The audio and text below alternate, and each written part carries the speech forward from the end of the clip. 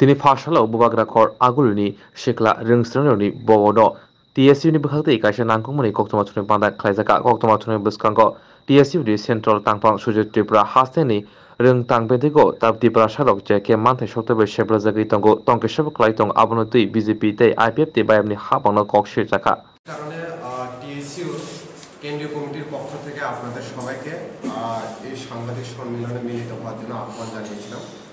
মূলত কি কারণে আজকের এই সাংবাদিক সম্মেলন, সংক্ষিপ্তে আমি এই সাংবাদিক সম্মেলনের মধ্যে আপনাদের মাধ্যমে তুলে ধরছি। বিগত প্রায় 2-3 মাসের পরে 5 বছর কমপ্লিট হবে বর্তমানের জোট সরকার। কিন্তু এই জোট সরকারের আমলে আমাদের ত্রিপ্রাসা ছাত্রছাত্রীরা কতটুকু বঞ্চিত বা কতটুকু শোষিত বলা যায় সেটা চিত্র আপনাদের সামনে আমি এখন এই সাংবাদিক সম্মেলনে জোট সরকার এক ত্রিপুরা শ্রেষ্ঠ ত্রিপুরার নাম দিয়েছেন, আর গলায় রিসা পরে ত্রিপ্রাসার দরদের কতগুলো দেখিয়েছেন, আর টেলিপ্রম্পটার সামনে রেখে টোটা মোটা ককবরক দিয়ে ইন্টারভিউ দিয়ে ত্রিপ্রাসাদের প্রলোভন দেখানোর চেষ্টা করেছিলেন। কিন্তু তার সঙ্গে বাস্তবে কতটুকু মিল আমি আপনাদের সামনে এই চিত্রটা তুলে ধরলে আপনি বুঝতে পারবেন। আপনারা জানেন বিজেপির স্টুডেন্ট অর্গানাইজেশন হলো ABVP, যারা নিজেকে রাষ্ট্রীয়বাদী ছাত্র সংগঠন বলেন। গত 30শে জুন 2022 কৈলাসহরের ঘটনা আপনারা সবাই অবগত রয়েছেন। কৈলাসহরের রামকৃষ্ণ বিদ্যা মন্দিরে আমাদের ত্রিপ্রাসা ট্রাইবেল শিডিউলের একজন ছাত্র যার নাম জোরেঞ্জয় হালাম, তিনি কোনো কারণে তার ইউনিফর্ম বৃষ্টি ভিজার কারণে তিনি ইউনিফর্ম পরে কলেজে যেতে পারেননি। তার ভর্তির ডেট ছিল, ওই দিনই ভর্তির টাকা ফিস জমা দিতে হবে, কিন্তু তাকে যেভাবে ওই কলেজের গেটের সামনে আটকিয়ে ABVPর নামদারি যারা গুন্ডারা কাউন্সিলে ঢুকিয়ে তাদের বেধড়কভাবে মারধর করেছেন। কেননা তার একটাই দোষ ছিল যে বৃষ্টিতে ভিজে গিয়েছিল, তার ইউনিফর্মটা সে পরে কলেজে যেতে পারেনি, আর ওই দিন যদি ফি জমা না দিলে তার অ্যাডমিশন হবে না। তো ওই সময় দেখে বাকি যারা কলেজের ছাত্রছাত্রীরা ছিল, আর ট্রাইবেল বলুন নন ট্রাইবেল বলুন, সবাই এগিয়ে আসার মতো সাহস কিন্তু তারা করতে পারেনি। তো ওই সময় তার দেখে তার বন্ধু আরেকজন মাইকেল হালাম, উনিও দেখেছিলেন, তাকেও বেদরক মার মেরেছে। তারপরে 15ই সেপ্টেম্বর 2022 একই বছরে, এটা হলো রাজধানীর বুকি একদম বীর বিক্রম মেমোরিয়াল কলেজের।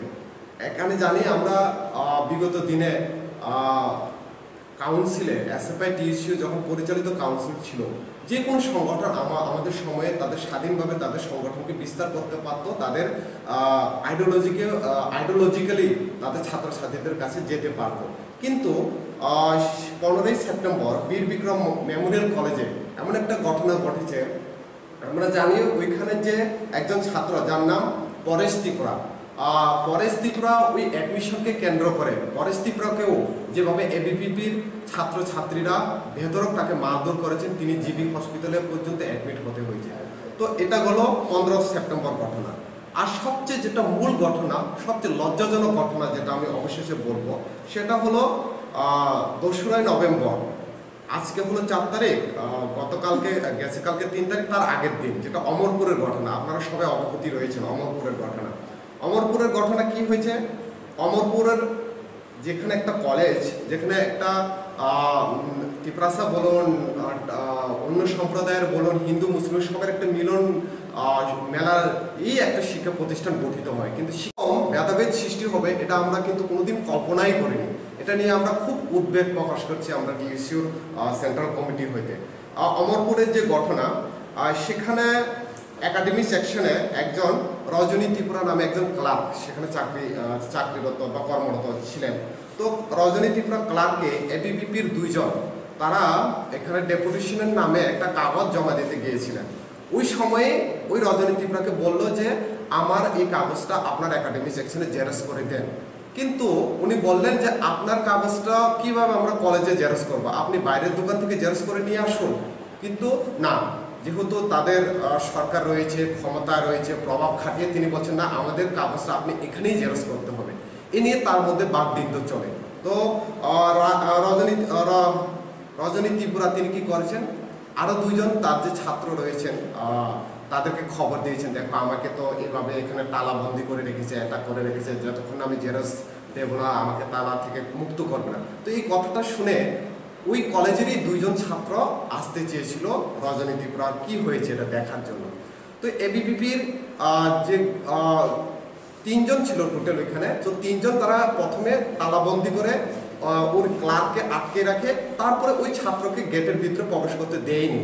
উল্টা কি করে, ওরা লাঠি সুটো নিয়ে এনে ওদেরকে, আপনারা দেখেছেন সোশ্যাল মিডিয়া ভিডিওটি ভাইরাল হয়েছে, একটা কমিউনিয়ন এখানে তারা সৃষ্টি করার চেষ্টা করে, যাও এটা তোমাদের এডিসি না, এডিসি এরিয়াতে গিয়ে তোমাদের কথা বলো, এখানে কথা বলা যাবে না, এটা এইরকম আরো অনেক কিছু বলা গেছে, যেগুলো আমরা ত্রিপুরা রাজ্যের ঐতিহ্যে বা যাতে যে ঐক্য রয়েছে, ঐক্যকে অটুট করার স্বার্থে আমরা এই কথাগুলো আপনাদের সামনে তুলে ধরছি না।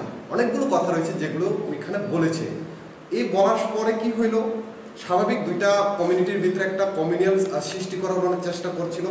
ঠিক তখনই যখন তার পরের দিন, মানে কি আগামীকাল 3 তারিখ, সেম ঘটনাকে কেন্দ্র করে ওইখানে আরও যারা স্টুডেন্ট রয়েছিল তারা কি করলো, যারা বাকি ছাত্রছাত্রীরা এসেছিল তারাও সেমভাবে গেট বন্দি করলো।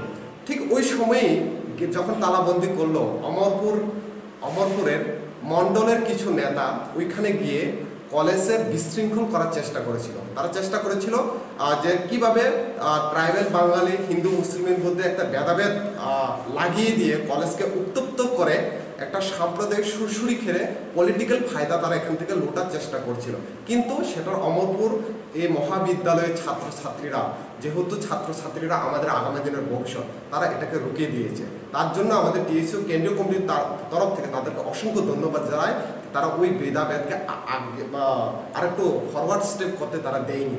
সো এটা সবচেয়ে লজ্জাজনক ব্যাপার। এই 3জন ছাত্রের নাম আমি বলছি, যে সুমিত দাস, যে এবিভিপি সুমিত দাস, ও কিন্তু কলেজেরও ছাত্র না, ও অলরেডি পাস আউট সত্ত্বেও ওই লাঠি সুটা নিয়ে ওই কলেজে কি করছিল আমাদের প্রশ্ন। তার যারা 2জন রয়েছেন, সুব্রত দাস এবং সঞ্জয় ঘোষ, তারা 5th সেমিস্টারের ছাত্র। তো বেসিক্যালি এই 3জন যে বেসিক্যালি সুমিত দাসের নেতৃত্বে যারা আউট ছাত্র নাকি মণ্ডলের সঙ্গে জড়িত। আর সবচেয়ে লজ্জাজনক ব্যাপার, এই ঘটনাকে কেন্দ্র করে এই 3 তারিখের রাতে যে উপজাতি ছাত্ররা রয়েছিল, তাদের যে ঘর ভাড়া ছিল, ওর ঘর ভাড়াতে গিয়ে বাইক বাহিনী মণ্ডলের সহযোগিতা করে তাদেরকে খেত দেওয়ার জন্য চেষ্টা করছিল। তা আমরা বলতে চাইবো, তাহলে এরকম ছাত্রছাত্রীদের আজকে নিরাপত্তা কোথায়? যে ছাত্রছাত্রীরা ত্রিপুরার ভবিষ্যৎকে গড়বে, যে ছাত্রছাত্রীরা সমাজের কে আয়না দেখাবে, এই ছাত্রছাত্রীদের ভবিষ্যৎ নেই। ত্রিপুরাতে তো অন্যান্য পরিকাঠামোগুলোতে আপনারা দেখছেন কি অবস্থা। তো শিক্ষারও যদি এরকম অবস্থা হয়, তাহলে এই সমাজ কোথায় যাবে? আমরা আজকের এই সাংবাদিক সম্মেলনের মাধ্যমে আমরা এর ঘোর নিন্দা জানাচ্ছি, যেভাবে রাজ্যের বিজেপি একটি সরকার কথায় কথায় ককবরা, আমি যে প্রথমেই বললাম টুটা ফুটা বলে, টেলিফোনটা দেখে রিসা পরে এই ত্রিপ্রাসা দরদি হওয়া যায় না, বাস্তবের সঙ্গে আপনি কাজ করে দেখাতে হবে। তার জন্য আমরা বলছি, তারা যেভাবে ত্রিপ্রাসারা যেভাবে ডিপ্রাইভ হচ্ছে এই 4 বছরে, বিশেষ করে বিজেপি সরকারের জামানায়, সেটা হয়তো বা কোনোদিন এরকম মুখ দেখতে হয়নি, যে শিক্ষা অঙ্গনেও যে জাতির ভেদাভেদ সৃষ্টি করার প্রচেষ্টা তারা চালিয়ে যাচ্ছে। তো এটা আমরা ঘোর নিন্দা জানাই, এবং যারা এর সঙ্গে জড়িত তার জন্য সুষ্ঠু তদন্ত করে পদক্ষেপ নেওয়ার জন্য আমরা আবেদন জানাই। আর লাস্টে আপনারা জানেন, এসএফআই টিএসইউ প্রতিনিয়ত রাজ্যের শিক্ষাঙ্গনের বেসরকারীকরণ, বিদ্যাজ্যোতি প্রকল্প, তারপরে তোমার বেসরকারীকরণ, টিচার ক্রাইসিস নিয়ে আন্দোলন চালিয়ে যাচ্ছে, প্রতিনিয়ত আন্দোলন চালিয়ে যাচ্ছে। তো এই আন্দোলনকে দেখে রাজ্যের সরকার পুরোপুরিভাবে তাদের রাতের ঘুম উড়ে গেছে।